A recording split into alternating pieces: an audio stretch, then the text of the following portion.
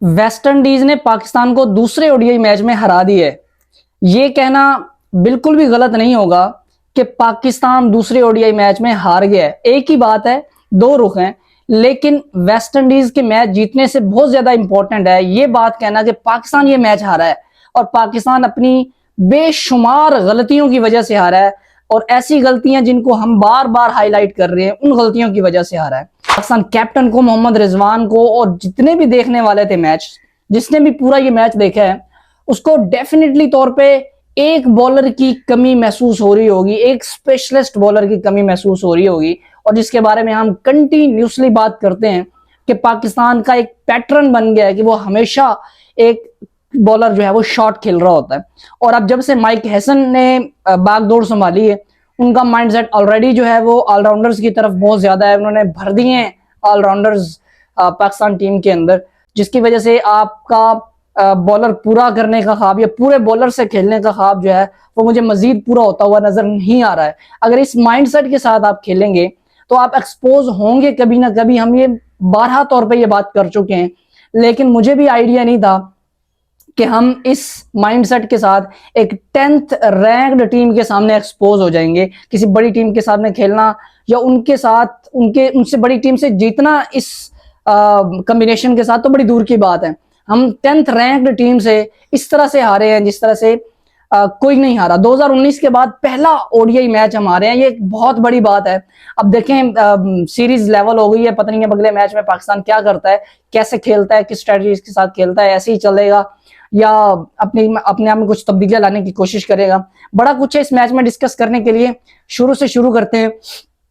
जिस तरह की कंडीशंस थी, जिस तरह का एटमॉस्फेयर था, ओवरकास्ट कंडीशन थी, और सब लोग जानते थे, हम अगर यहाँ पाकिस्तान में बैठ के हमें आइडिया था कि इस मैच में कहीं ना कहीं जाके बारिश होती हुई जरूर हमें नजर आएगी। 80% तक जो है वो रेन प्रोडक्शन थी, तो कहीं ना कहीं डीएलएस मेथड इसमें लगना ही लगना था। उसके बावजूद पाकिस्तान की जो बैटिंग अप्रोच थी वो समझ से बालातर है कि पाकिस्तान किस माइंडसेट के साथ जो है वो बैटिंग करने के लिए गया। जब आप टॉस हार गए हैं, टॉस जीत के जो भी टॉस जीता, पाकिस्तान जीता या वेस्ट इंडीज टॉस जीता, दोनों ने पहले बॉलिंग ही करनी थी। जिस तरह की कंडीशंस थी, जिस तरह का एटमॉस्फेयर था, तो पाकिस्तान टॉस हार चुका था। उसके बाद पाकिस्तान को थोड़ा अपना स्ट्राइक रेट बेहतर रखना था, थोड़ा सा तेज खेलना ही खेलना था ताकि डीएलएस में आपका अपर हैंड रहे। लेकिन पाकिस्तान ने क्या किया, पहला जो 8-10 ओवर होते हैं इस तरह की कंडीशन में वो डेफिनेटली मुश्किल होते हैं, और पाकिस्तान की पहली जो ओपनिंग पार्टनरशिप थी वो बड़ी क्रूशल होनी थी इस मैच के अंदर। और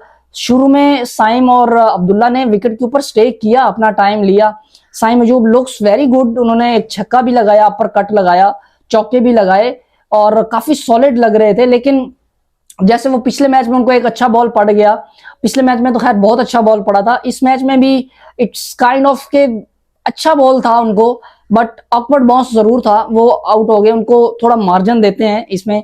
लेकिन उसके बाद बाबर आजम आते हैं विकेट के ऊपर, और बाबर आजम बोल्ड हो जाते हैं, सेल्स की बॉल के ऊपर बोल्ड होते हैं। और ऐसा बॉल था जिस पे बाबर आजम 12 दफा जो है वो चौका लगा चुके हैं। इस बॉल को, सिंपल सा बॉल था, फुलर बॉल था, अक्सर मैंने बाबर आजम को इस बॉल के ऊपर बड़ी आसानी से बाउंड्री लगाते हुए देखा है। और थोड़ा सा शायद बॉल अंदर आया, लेकिन बाबर आजम से कंप्लीटली मिस हुआ वो बॉल। और बाबर आजम की अगर हम बात करें, जिस तरह का वो प्लेयर है और जिस तरह की उसको अपॉर्चुनिटी मिल रही है, लेकिन वो ग्रैब नहीं कर पा रहा। एक बड़ा प्लेयर जो होता है उसको एक मौका चाहिए होता है अपना आप प्रूव करने का, और बाबर रिजवान को कमबैक कर रहे हैं, उनको प्रूव करना है कि उनके अंदर अभी क्रिकेट बाकी है, तो उनको स्पार्क दिखाना है, उनको अपने अंदर एग्रेशन दिखाना है, उनको रन्स के लिए हंगर दिखाना है। लेकिन बाबर जो है वो रन्स नहीं कर रहा। तो दूसरी तरफ रिजवान, हमारी जान कप्तान जो है, वो पिछले मैच में भी इंतहाई स्लो खेले, और इस मैच में तो जो उन्होंने बैटिंग की है मैं उससे मुजरमाना बैटिंग समझता हूँ। 19 बॉलों के ऊपर 2 रन, 37 बॉल्स के ऊपर आपने 16 रन बना के एक अननेसेसरी प्रेशर डेवलप किया, जो कि आप हमेशा से करते आए हैं। नीचे यंगस्टर्स के ऊपर आप प्रेशर डाल देते हैं कि वो नीचे से आके रन करें। क्यों भाई, आप क्या कर रहे हैं? आप कैप्टन हैं, 14-15 साल से आप क्रिकेट खेल रहे हैं। 2 विकेट्स अगर आपकी अर्ली ऑन या इकट्ठी विकेट्स आपकी गिर जाती हैं, तो क्या उस मैच को ओडीआई से बदल के टेस्ट मैच रख लें? उसका नाम चेंज हो जाता है, वो ओडीआई से टेस्ट मैच बन जाता है। I am sorry, I am little bit harsh, but बहुत बड़े नाम है, इन्होंने पाकिस्तान के लिए सर्विसेज बड़ी अच्छी दी हैं, लेकिन मोस्ट ऑफ द टाइम इनकी इन गलतियों की वजह से, इनके इन कारनामों की वजह से पाकिस्तान बहुत सारे मैचेस हारा है। बहुत सारे लोग ये बात करते हैं कि बाबर रिजवान के स्ट्राइक रेट के ऊपर बहुत ज्यादा बात होती है। ये दोनों प्लेयर्स ऐसे हैं जिन्होंने सिंगल हैंडेडली पाकिस्तान को 200 रन चेज करके दिए हुए।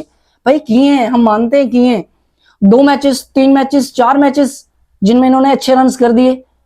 वो भी आप उनका पैटर्न देखें कि शुरू में ये किस तरह से खेले और बाद में सीधा पाटा बिगड़ता, जिसकी वजह से इन्होंने वो रन चेज कर लिए। ठीक है, अच्छे बैट्समैन हैं, कर दिए इन्होंने रन चेज, लेकिन हराए कितने मैचेस हैं? अपने इस माइंडसेट के साथ इन्होंने कितने मैचेस हरवाए हैं?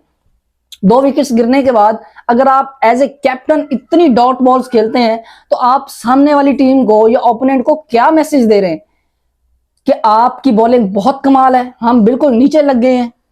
और ये नीचे लग जाते हैं, जबकि जो मॉडर्न डे क्रिकेट है या जो क्रिकेट अब दुनिया में खेली जा रही है वो नीचे लग के खेलने वाली क्रिकेट नहीं है, वो चढ़ के खेलने वाली क्रिकेट है। आपको डोमिनेट करना पड़ता है। एटलीस्ट आप रना बॉल तो खेल सकते थे, एटलीस्ट रना बॉल। आपके इतने तजर्बे का, आपकी इतनी एक्सपीरियंस का क्या फायदा जब आप सिर्फ 2 विकेट्स गिरने के बाद आप इतने अंडर प्रेशर आ जाते हैं कि आपसे रना बॉल भी नहीं खेला जा रहा, कम से कम 80 के स्ट्राइक रेट से आप खेल रहे हैं। ये क्या तरीका है कि आप 20 बॉलों पे 2 रन कर रहे हैं? क्या दूसरे प्लेयर्स नहीं खेल रहे आपके साथ? हुसैन तल्लत को आज आपने ऊपर खिलाया ना, वो आया, उसने 32 बॉलों पे 31 किए, he was looking very good, उसने भी तो रन किए, ऑलमोस्ट 100 के स्ट्राइक रेट से वो खेला।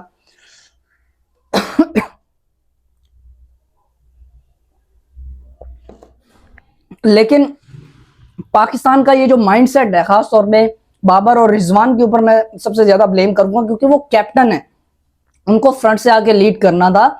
और बारिश मुतवातिर हो रही थी, ऑन एंड ऑफ बारिश आ रही थी, तो उनको अपना स्ट्राइक रेट बेहतर रखना था, ज्यादा से ज्यादा रन्स बटोरने थे, तेज खेलना था, ताकि डीआरएस में उनका अपर हैंड रहता। लेकिन ऐसा नहीं हुआ, उन्होंने बहुत ज्यादा डॉट बॉल्स खेली। पाकिस्तान ने मिडल ओवर्स में ऑलमोस्ट 80 बॉल्स के ऊपर 30 रन बनाए हैं। जब आप मिडल ओवर्स में इस टाइप की क्रिकेट खेलेंगे तो आप ओडीआई मैच कैसे जीत सकते हैं मेरे भाई? आप नहीं जीत सकते, दूसरी टीम आपको खा भी जाएगी। अब ये तो वेस्ट इंडीज थी, किसी अच्छी टीम के साथ सामने आप खेलते हैं तो वो मैच कब का साइड पे लगा देती। ठीक है, तो सलमान अली आगा भी कोई बहुत ज्यादा रन नहीं कर पाए। Hasan Nawaz, he was in a great form, अभी भी वो अच्छी फॉर्म के अंदर है, और उस बंदे ने 30 पे 36 बना के आपकी थोड़ी सी इज्जत रख ली है। ऊपर से डीएलएस लग गया तो आपको 10 रन एक्स्ट्रा मिल गए, लेकिन स्टिल पाकिस्तान 20-30 रन अभी भी शॉर्ट था, शायद मे भी इससे ज्यादा। 35 ओवर में आप 220-230 आराम से बना सकते थे। हसन ने और शहीन ने शुरू में बड़ी अच्छी बॉलिंग की। हसन ने खासतौर पे विकेट्स भी लिए, आपको विकेट्स भी लेके दी, और इकोनॉमी रेट भी उनका बहुत कमाल था। पहले 3-3 ओवर दोनों ने बहुत अच्छे फेंके। चौथा ओवर जब शहीन ने करवाया, 17वां ओवर था, उसमें शहीन को 17 रन हो गए। उसके बाद 18वां ओवर हुआ, सलमान अली आगा को, उनको 20 रन हो गए। 2 ओवर में हमें 37 रन मारे उन्होंने, और वहां से मैच जो है वो स्लिप हो गया हमारे हाथ से। लेकिन उसके बाद नवाज ने कम बैक कराया आपका। अगले 5 ओवर में हमने 18वें ओवर के बाद अगले 5 ओवर में हमने सिर्फ 9 रन देकर 2 विकेट्स लिए। दोनों सेट बैटर थे, शायोब और रदरफोर्ड, दोनों बड़ी अच्छी बैटिंग कर रहे थे। शायोब को भी अगर आप देखें वो रन बॉल खेल रहा था, कैप्टन था, वो भी मुश्किल कंडीशन में, मुश्किल सिचुएशन में बैटिंग करने आया था। ऊपर से विकेट्स उनकी भी गिर गई थी, लेकिन एटलीस्ट वो रन बॉल खेल रहा था, एक पॉजिटिव इंटेंट आपको दिखा रहा था। लेकिन हमारे कप्तान जिस तरह से खेल रहे थे, बस अल्लाह ही हिदायत दे सकता है, हम तो बोल बोल के थक गए। खैर, उसके बाद हमारा कमबैक होता है। मोहम्मद नवाज और अबरार जो है वो कमबैक कराते हैं। 5 ओवर में हम 9 रन देके 2 विकेट्स लेते हैं। 107 पे जब 5 खिलाड़ी आउट हो जाते हैं तो फिर काफी हद तक मैच दोबारा से पाकिस्तान के हाथ में आ जाता है।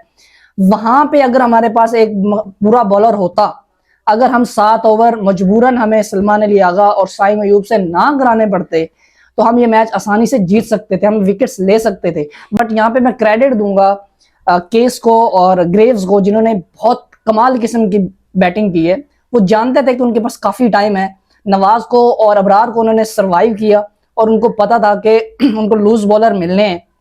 साइम अयूब के ओवर पड़े थे और उन्होंने साइम अयूब के ओवर में आराम से अच्छे खासे रन लगाए और बड़ी आसानी से वो मैचेस जीते। उसके बाद हसन अली आए, उनको भी थोड़े रन हुए, लेकिन उस वक्त तक मैच जो है वो निकल चुका था। इतना जो प्रेशर है वो पाकिस्तानी बॉलर्स के ऊपर वापस आ चुका था। तो उनको अपने स्क्वाड के ऊपर नजर दौड़ानी है इस सीरीज के बाद, ट्राई नेशन सीरीज के लिए खासतौर पे अपना जो फास्ट बॉलिंग लाइनअप है उसको रीअरेंज करने की जरूरत है, और ऐसे लोगों को रिस्पेक्ट दें, ऐसे टैलेंट को रिस्पेक्ट दें जो आपको परफॉर्म करके दे रहा है। परफॉर्मेंस को रिस्पेक्ट देंगे तो वो आपको मैचेस में वैल्यू ऐड करते हुए नजर आएंगे। हुसैन तलत को देखें, परफॉर्म करके वहां बंदा आया है, वो आपको हर मैच में वैल्यू ऐड करके दे रहा है। हसन नवाज को आपने परफॉर्मेंस बेस पे डाला, वो आपको हर मैच में वैल्यू ऐड करके दे रहा है। तो ऐसे लोगों को मत लेके आए जो परफॉर्म नहीं कर रहे, जो फॉर्म और फिटनेस पे काम नहीं कर रहे, लेकिन just because of big names आप उनको वापस लेके आ रहे हैं। तो ये आप अपने, ये गलती शुरू से हम करते आ रहे थे, अभी भी कर रहे हैं, और शायद पता नहीं कब तक हम ये गलती करते रहे। बाबर की कैप्टनसी में भी यही गलतियां हो रही थी, अब रिजवान भी तकरीबन उसी पैटर्न के तहत कप्तानी कर रहे हैं। तो रिजवान को थोड़ा सा सोचना है अपनी कप्तानी के हवाले से भी, अपने डिसीजंस के हवाले से भी, प्लेइंग 11 के हवाले से भी, और अपने स्क्वाड के हवाले से भी। दोस्तों इसके ऊपर आप अपनी राय कमेंट करके जरूर बताइएगा। वीडियो अच्छी लगे तो लाइक कीजिएगा, शेयर कीजिएगा अपने दोस्तों के साथ, और मेरे चैनल को सब्सक्राइब करना मत भूलिएगा।